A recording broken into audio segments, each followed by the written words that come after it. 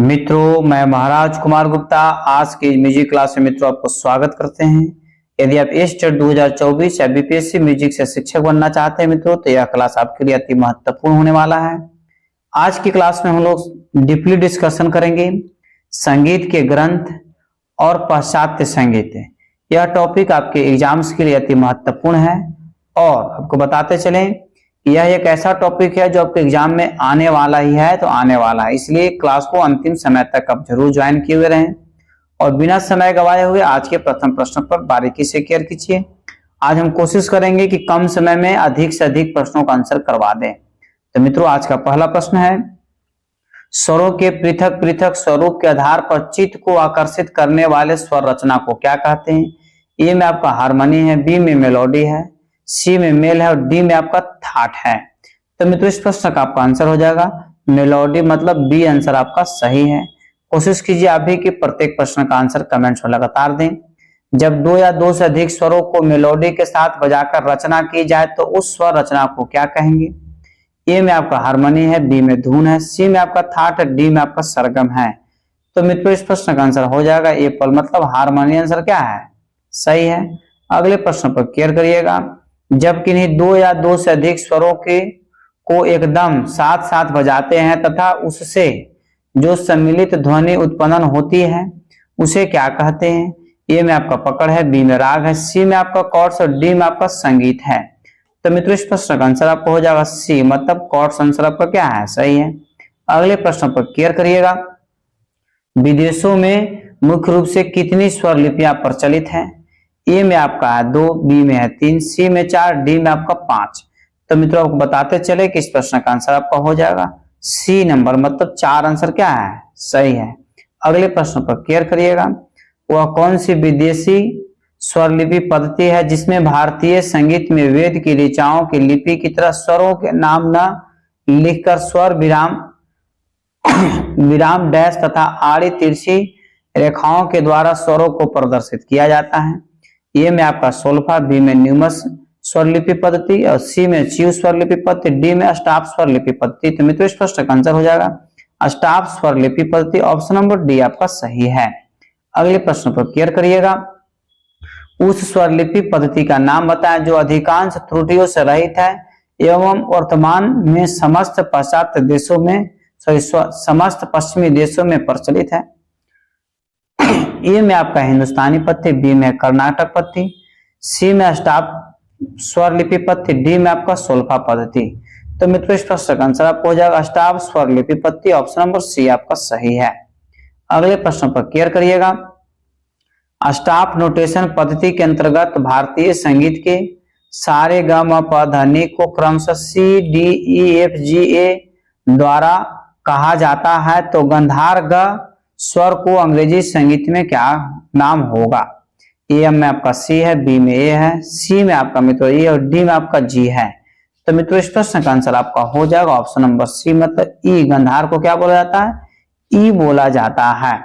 इस प्रकार मित्रों, अगले प्रश्न पर आप केयर करिएगा। अगला प्रश्न आपका है कि ध्यान दीजिएगा कि पाश्चात्य संगीत में एक स्वर से दूसरे स्वर तक की सबसे छोटी दूरी को क्या कहते हैं? ए में आपका टोन है, बी में सेमीटोन है, सी में आपका हाफ टोन और डी में आपका शार्प है। तो मित्रों, इस प्रश्न का आंसर आपका हो जाएगा सेमीटोन। ठीक है, पाश्चात्य संगीत में एक स्वर से दूसरे स्वर तक के सबसे छोटी दूरी को क्या कहते हैं? सेमीटोन कहते हैं मित्रों। अगला प्रश्न आपका है, ध्यान दीजिएगा कि जब किसी एक वाद्य अथवा एक व्यक्ति के द्वारा संगीत प्रदर्शित किया जा रहा हो तो उसे एक एकाकी गायन या एकाकी वादन कहते हैं। जब 2, 3, 4 और अधिक मनुष्यों के द्वारा सम्मिलित गायन कराया जाए तो उसे केवल एसेंबल कहते हैं। यह बताएं कि यदि गायकों की संख्या बहुत अधिक हो तो उस गायन को क्या कहेंगे? ए में आपका मित्रों मिश्र गान है, बी में सह गान है, सी में आपका कोरस है, डी में आपका युगल गान है। तो मित्रों, इसका आंसर हो जाएगा कोरस। क्या बोलेंगे? कोरस, मतलब सी आंसर इसका सही है। अगले प्रश्न पर केयर करिएगा, चैम्बर म्यूजिक का संबंध निम्नलिखित में से किससे है? ए में आपका गिरजाघर, बी में नाट्यशाला, सी में शाही घराना, डी में आपका शिक्षालय। तो मित्रों, बताइए कि चैम्बर म्यूजिक का जो है संबंध निम्नलिखित में से किससे है? तो मित्रों, इस प्रश्न का आंसर आपका हो जाएगा शाही घराना से, ऑप्शन नंबर सी आपका सही है। 12 नंबर प्रश्न पर ध्यान दीजिए मित्रों, जब अनेक वाद्यों को ध्वनि को इस प्रकार से मिलाया जाता है कि वे सुनने में कर्णप्रिय लगे तो उस वाद्य वादन को क्या कहते हैं? ए में ऑर्केस्ट्रा है, बी में सिंबल है, सी में सोनाहट है और डी में आपका मित्रों कोरस है। तो मित्रों बताइए इस प्रश्न का आंसर क्या होगा? तो इस प्रश्न का आंसर हो जाएगा ऑर्केस्ट्रा, मतलब एप्पल आंसर आपका क्या है? सही है।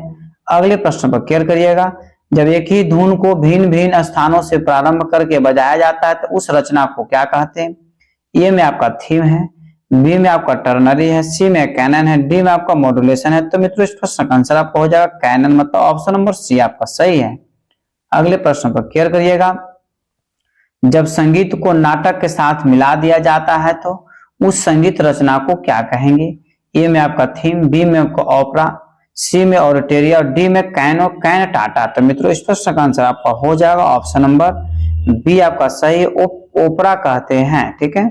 अगले प्रश्न पर मित्रों आप केयर करिएगा कि जब कोई धार्मिक अथवा पवित्र भाव वाली रचना एकांकी गायन, कोरस अथवा ऑर्केस्ट्रा के साथ प्रस्तुत किया जाए तो उसे क्या कहा जाता है? ए में आपका ऑडिटोरिया है, बी में कैंटाटा है, सी में ओवरट्यूर और डी में आपको मोहटेट है। तो मित्रों इस प्रश्न का आंसर आपको हो जाएगा कैनटाटा, मतलब ऑप्शन नंबर बी आपका सही है। अगले प्रश्न पर केयर करिए मित्रों, वेशभूषा और संगीत के साथ एक मूक नाटकीय नृत्य जिसमें न तो कोई गीत हो और न शब्द का उच्चारण हो उसे क्या कहते हैं? ए में आपका स्वीट है, बी में आपका प्रोल्यूड है, डी में आपका वैलेड है और डी में आपका वैलेड है। तो मित्रों बताइए इस प्रश्न का आंसर क्या होगा? इसका आंसर है वायलेटा, मतलब ऑप्शन नंबर सी आपका सही है।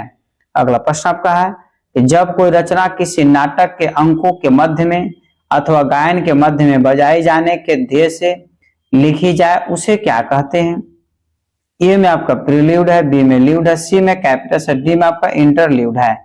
तो मित्रों इस प्रश्न का यदि आंसर आपको याद है तो कमेंट्स में लगातार आंसर दिया कीजिए। तो इसका आंसर हो जाएगा मित्रों ऑप्शन नंबर डी इंटरल्यूड। ठीक है मित्रों, यदि इस चैनल पर पहली बार विजिट कर रहे हैं तो मित्रों चैनल को तुरंत अभी सब्सक्राइब कर लीजिए और इस वीडियो को अपने स्टडी ग्रुप में लगातार शेयर करते रहिए। अगला प्रश्न मित्रों कि जिस प्रकार सितार, सरोद आदि में धीरे धीरे बजाते हैं उसी प्रकार जब किसी वाद्य में स्वर को चाहे जब मिजराज अथवा गज द्वारा जल्दी जल्दी इधर उधर चलाकर धीरे धीरे की ध्वनि उत्पादन की जाती है तो उसे क्या बजाना कहते हैं? ए में ट्रेमोलो है, बी में आपको टोनिंग है, सी में पोइम है और डी में आपका ओपस है। तो मित्रों इस प्रश्न का आंसर आपको हो जाएगा ए पर, उसको ट्रेमोलो कहते हैं। अगला प्रश्न मित्रों आपका कि पाश्चात्य संगीत में भारतीय संगीत के रागों के स्थान पर जो संगीत बजाया जाता है उसे क्या कहते हैं? ए में आपका रिदम है, बी में बीट्स है, सी में कॉर्ड्स है, डी में आपका थीम्स है। तो मित्रों इस प्रश्न का आंसर आपका हो जाएगा डी नंबर, मतलब थीम्स बोला जाता है। अगला प्रश्न मित्रों कि निम्नलिखित में से किस महान संगीतज्ञ का जन्म इटली में हुआ और मृत्यु इंग्लैंड में हुआ? अति महत्वपूर्ण प्रश्न आपके एग्जाम्स के लिए। ए में आपका वाक, बी में हॉन्डल, सी में हिडन, डी में मोटसार्ट। मित्रों इस प्रश्न का आंसर आपका हो जाएगा ऑप्शन नंबर बी हॉन्डल साहब। ठीक है मित्रों, इतना फास्ट इसलिए पढ़ा रहे हैं क्योंकि समय कम है और अधिक प्रश्नों का आंसर हमको देना है। मित्रों प्रश्न आपका है वह कौन सा संगीतज्ञ है जिसका जन्म जर्मनी में तथा मृत्यु ऑस्ट्रिया में हुई?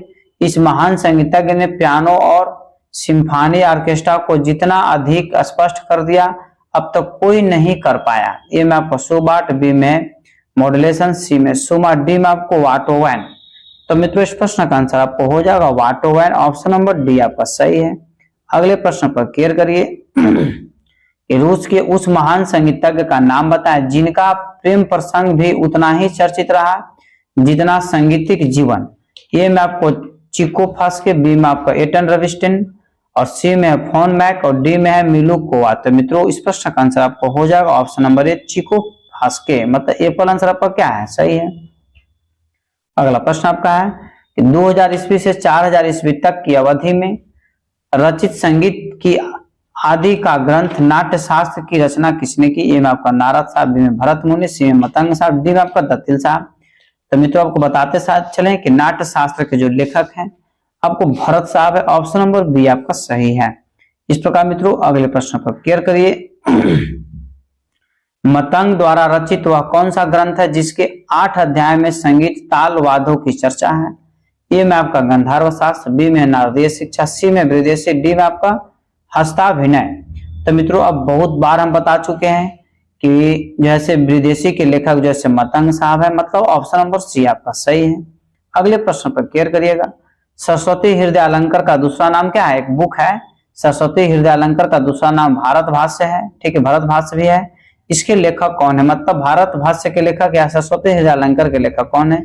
ए में आपका नन्यादेव, बी में अभिनव गुप्त, सी में आपका शार्दुल साहब और डी में आपका दत्तिल साहब। तो मित्रों इस प्रश्न का आंसर आपका हो जाएगा नान्यादेव, ए पर आंसर आपका सही है, ठीक है। इस प्रकार मित्रों अगले प्रश्न पर आप केयर करिए। नेपाल महाराज त्रिभुवन मल्लभ के प्रतापी पुत्र सोमेश्वर, ठीक है, सोमेश्वर लिखित उस ग्रंथ का नाम बताएं जिसके आधार पर संगीताचार्यों ने सोमेश्वर मत का उल्लेख किया। ये में आपका ऑप्शन है संगीता उपनिषद सार, बी में है अभिलाषी तीर्थार्थ चिंतामणि, सी में है संगीत चूड़ामणि और डी में अभिनव भारती। तो मित्रों बताइए इस प्रश्न का आंसर क्या होगा? इसका आंसर हो जाएगा मित्रों अभिलाषितार्थ चिंतामणि, ऑप्शन नंबर बी आपका सही है। अगला प्रश्न आपका है राग तरंगिणी किनकी रचना है? ए में आपका विद्यापति, बी में आपका नान्यादेव, सी में लोचन साहब, डी में आपका जयदेव साहब। तो बताइए मित्रों इस प्रश्न का आंसर क्या होगा कि राग तरंगिणी किनकी रचना है? तो मित्रों आपको बताते चले कि राग तरंगिणी जो रचना है आपको लोचन साहब का है, ऑप्शन नंबर सी आपका सही है। अगला प्रश्न आपका है कि 13वीं शताब्दी में सारंग देव द्वारा रचित वह कौन सा ग्रंथ है जिससे संगीत ग्रंथ का मुकुट कहा जाता है? अति महत्वपूर्ण प्रश्न मित्रों आपका। ए में आपका संगीत सुधाकर, बी में संगीत भारती, सी में आपका संगीत चिंतामणि, डी में संगीत रत्नाकर। तो मित्रों इस प्रश्न का आंसर आपको कमेंट्स में देना अति आवश्यक है। यदि आप भोजन करते हैं और ऑक्सीजन लेते हैं जरूरी आपके लिए है, तो मित्रों इस प्रश्न का आंसर भी आपको देना अति आवश्यक है। तो मित्रों इस प्रश्न का आंसर आज हो जाएगा संगीत रत्नाकर, मतलब ऑप्शन नंबर डी आपका सही है। इस प्रकार मित्रों अगले प्रश्न पर आप केयर करिएगा। अगला प्रश्न आपका है आचार्य कल्लीनाथ द्वारा संगीत रत्नाकर पर की गई टीका से संबंधित ग्रंथ कौन सा है? ए में आपका कलानिधि, बी में संगीत राज, सी में आपका संगीत शिरोमणि, डी में संगीत चंद्रिका। तो मित्रों इस प्रश्न का आंसर आपका हो जाएगा ए पर कलानिधि, ठीक है। कलानिधि के लेखक कौन है? तो कलीनाथ है। संगीत रत्नाकर पर टीका लिखा हुआ प्रश्न मित्रों। अगला प्रश्न आपका कि ग्वालियर के महाराज मानसिंह तोमर द्वारा संकलित उस ग्रंथ का नाम बताएं जिसमें ध्रुपद तथा तत्कालीन संगीत और संगीतकारों से संबंधित सामग्री है। ए में संगीत साहब, बी में संगीत मरकंद, डी सी में आपका आनंद संजीवन और डी में मित्रों आपका ऑप्शन है मान कुतूहल। तो मित्रों इस प्रश्न का आंसर आपका हो जाएगा डी नंबर मान कुतूहल। या फिर पूछ सकता है कि ग्वालियर के महाराज मानसिंह तोमर द्वारा संकलित ग्रंथ का नाम क्या है? तो मान कुतूहल, ठीक है। अगला प्रश्न आपका है स्वर मेल कलानिधि किसकी रचना है? ए में आपका सोमपाल, बी में रामत्य साहब, सी में आपका महाराज हरिपाल, डी में मदन पाल। तो मित्रों इस प्रश्न का आंसर आपका हो जाएगा रामत्य साहब, ऑप्शन नंबर बी आपका सही है। अगला प्रश्न मित्रों आपका राग विभोध कृति किनके द्वारा लिखी गई है? ए में आपका पुंडरीक विठल, बी में सोमनाथ, सी में रघुनाथ साहब और डी में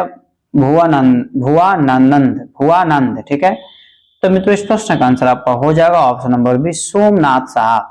राग विभोध के लेखक कौन है? तो सोमनाथ साहब, ठीक है।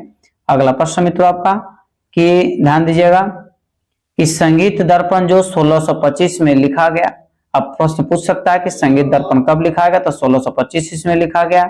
एक प्रसिद्ध संगीत ग्रंथ है, ठीक है। इसका अनुवाद फारसी, हिंदी तथा गुजरात में हो चुका।